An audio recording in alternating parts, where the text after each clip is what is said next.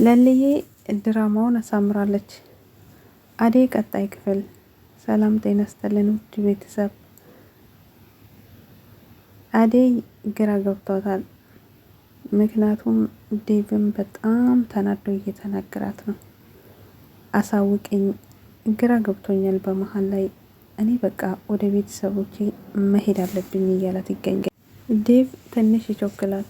ምክንያቱም አደይ እዚህ ስትመጣ ጓደኛዋ የምትወዳት ሁሉ ነገሯ ታማባታለች። ይሄንን በፍጹም ይሄንን አገኛለሁ ብላ አልነበር የመጣችው። ምክንያቱም ከገጠር ዴቭን አገባለሁ ብላ ቤተሰቦቼ ፈቅዶልኛል፣ አባቴ በደስታ ተቀብሏል ብላ ወደ ገጠር ሄዳ ነበር። ገጠር ስትሄድ ግን የጠበቃት ሌላ ነገር ነው። አባትየው ድግሱን ደግሶ ሁሉን ነገር ጨርሰው ለሌላ ሰው ልድራት ነበር። እሷ ለማትፈልጉ ሰው እዛ ስደርስ ግን እኔ ምድርሽ ለንጉሱ ልጅ እንጂ ለዴቭ አይደለም ማለት። ደግነቱ አለልኝ ፈጣሪ ስጠው። አለልኝ ናት፣ አለልኝ ነው ለአደይ አባትሽ አንቺ ለምትፈልጊ ሳይሆን ለማትፈልጊ ሰው ሊድርሽ ነው ብሎ ይነገራት።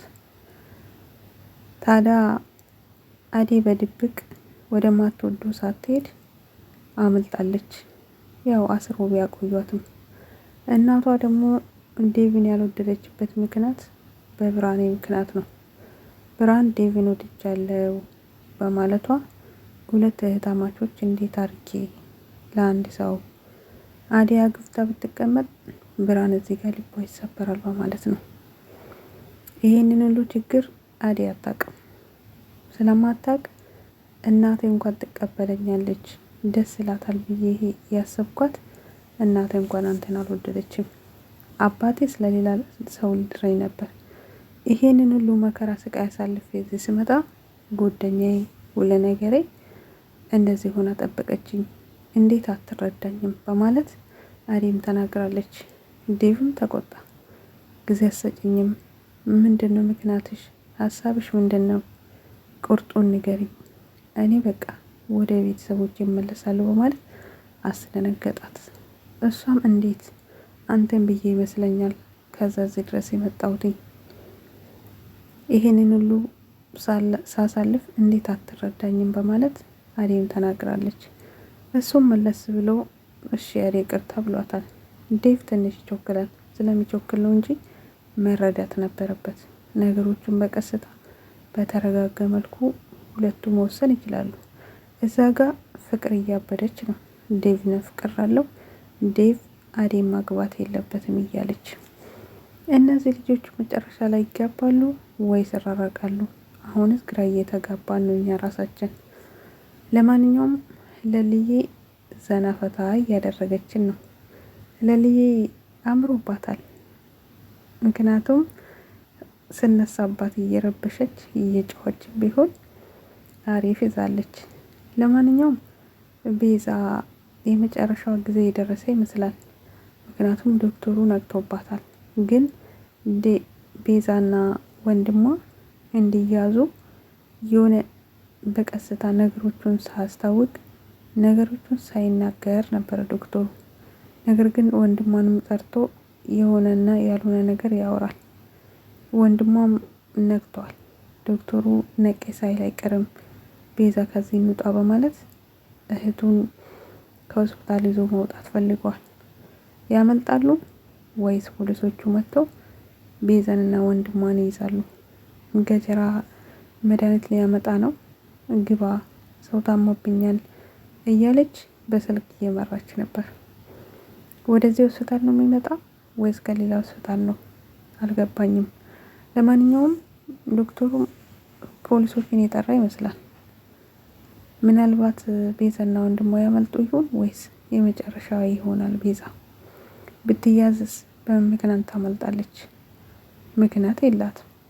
ብቻ ቤዛ ኃይለኛ ናት፣ አትቻልም። ገጀራውንም እኮ አጎቴ ነው በማለት ዶክተሩ ሸመጠጠችው። ነገር ግን እሷ ምንም ነገር አጎት እንደሌላቸው ወንድሟ ተናግሯል።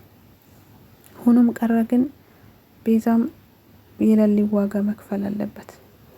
ለሊ ምስኪን ምንም የማታውቀው ልጅ በነሱ ሰበብና በነሱ እጅ ይኸው ራሷን አታብዳ እንደዚህ ሆናለች። ስለዚህ ቤዛ የእጇን መክፈል አለባት ብዬ አስባለሁ።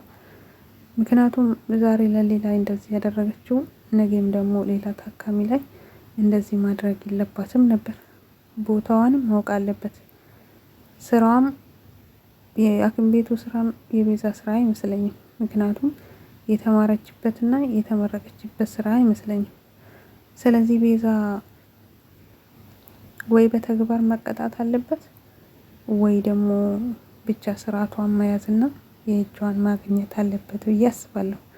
ለማንኛውም ለልዬ በቅርብ ቀን ወደ ራሷ ትመለሳለች ብዬ አስባለሁ። ምክንያቱም መድኃኒቱም የእሷ እንዳልሆነና የተሳሳተ መድኃኒት እንደሆነ ዶክተሩም ስለደረሰበት ምናልባት እየቆየች እየተስተካከለች ትመጣለች ብዬ አስባለሁ። ቢያንስ አዴ ማወቅ አለባት። አዴ በጣም የእሷ ቀኝ እጇና ለእሷ ምንም ነገር ቢሆን ዋጋና መስዋዕት የምትከፍል አዴ ናት።